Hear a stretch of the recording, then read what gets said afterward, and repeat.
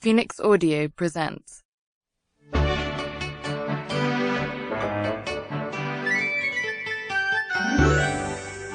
Snarkout Boys and the Avocado of Death. Chapter 1. I thought that going to high school was going to be a big improvement over what I was used to. It turned out to be just the opposite. For example, there's the biology notebook.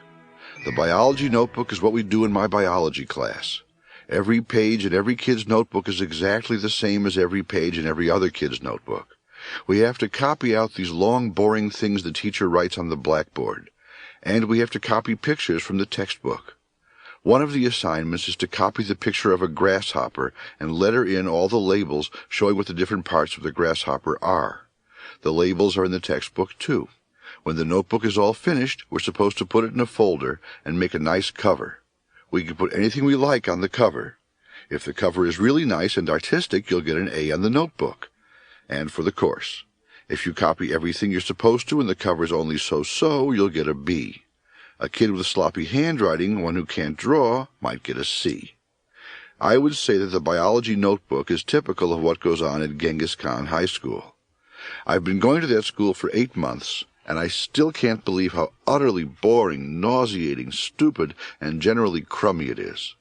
I don't have a single class I like. I don't have a single teacher who's the least bit interesting. What's worse, most of the kids don't seem to care that the school stinks. They don't like it, but they aren't outraged about it. They just go through the motions, like robots or zombies. The big thing for most of the kids is getting into various kinds of trouble outside of school. For my part, getting hold of beer and throwing up every weekend isn't any more interesting than the school. I think I might have gone crazy in that miserable school if I hadn't gotten to be friends with Winston Bongo. Winston Bongo is a very creative person. He's the inventor of snarking out. He also holds the world's record for number of snarks out successfully completed. Until he invented snarking, no one on earth had ever snarked, as far as we knew. And until I became a snarker, Winston was the only person to do it. I have the second greatest number of snarks to my credit, but I have no solo snarks at all, so I guess you could say that I was the co-inventor of team snarking. I met Winston Bongo on the first day of Mrs. McMillan's English class. He came in late. He'd gotten delayed trying to borrow a Jewish star to wear to class. This is one of the few positive things I've noticed at Genghis Khan High School. This Mrs. McMillan has something against Jews. Years ago, she used to make speeches about Jews in her classroom, so this tradition got started. Every semester, kids who aren't Jewish and Jewish kids who don't have them. Sample complete.